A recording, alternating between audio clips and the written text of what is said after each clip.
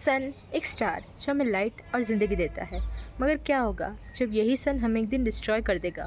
क्या होगा अगर सन का फ्यूल ख़त्म हो जाएगा? और क्या हम सन के बिना ज़िंदा रह सकते हैं? और हिंदुइज़्म में सूर्यदेव का क्या महत्व है? चलिए इस कॉस्मिक जर्नी को एक्सप्लोर करते हैं।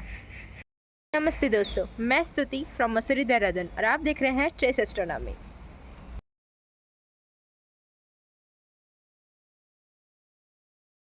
सबसे पहले समझते हैं कि सन एक्चुअल में है क्या। सन एक जी टाइप मेन सीक्वेंस स्टार है जो 4.6 बिलियन ईयर्स ओल्ड है। सन एक बॉल ऑफ फायर नहीं है। सन की एनर्जी न्यूक्लियर फ्यूजन से प्रोड्यूस होती है। ये process her second 600 million tons of hydrogen burn करता है, तब जाके सन की लाइट और हीट हम तक पहुंच पाती है। मगर सन के अंदर है क्या? क्या आपने कभी सोचा है? सन की 6 लेयर्स है। हम इनर मोस्ट से शुरू करते हैं। सन की इनर मोस्ट लेयर है कोर। इसी में न्यूक्लियर फ्यूजन होता है। इसका टेम्परेचर होता है 15 मिलियन डिग्री सेल्सियस। फिर आती है रेडिएटिव जोन। रेडिएटिव जोन में हीट ट्रांसफ़र रेडिएशन से होता है।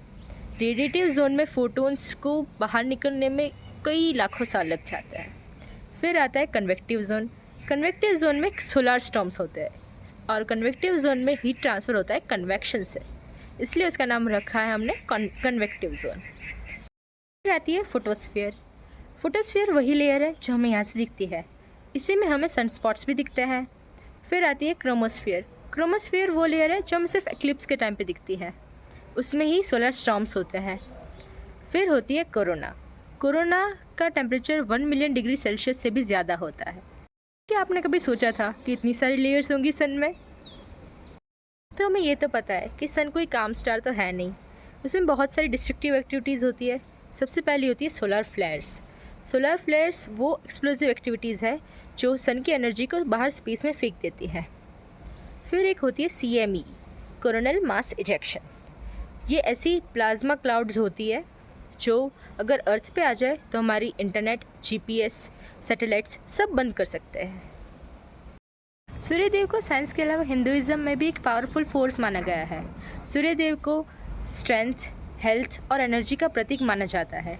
वो एक आत्मकारक है।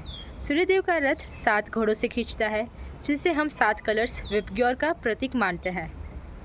सूर्यदेव को ऋग्वेद में कहा गया है कि एक कॉस्मिक आई है जो सब कुछ देख सकते हैं। ऋग्वेद कहता है, उद्वयम तमस परि ज्योतिष पश्यंत उत्तरम देवम देवत्रा सूर्यमग्नम ज्योतिरुत्तमम, meaning beholding the upspringing light among the darkness, we approach the divine sun among the gods, the excellent light. Now the biggest question is, अगर सन हमेशा के लिए नहीं रहेगा तो क्या होगा? 5 बिलियन साल बाद सन अपना फ्यूल ख़त्म करके एक रेड जायंट बन जाएगा। फिर वो धीरे धीरे मर्क्यूरी, विनस और अर्थ को भी एब्जॉर्ब कर लेगा। उसके बाद वो अपने आउटर लेयर्स शेड करके वाइट ड्वार्फ बन जाएगा। फिर धीरे धीरे कूल होके एक डार्क ऑब्जेक्ट।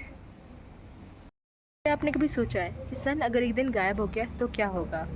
हाइपोथेटिकली अगर सन एक दिन गायब हो गया तो अर्थ फ्रीज होने लगेगी और हमारी ह्यूमैनिटी कुछ हफ्ते ही सर्वाइव कर पाएगी।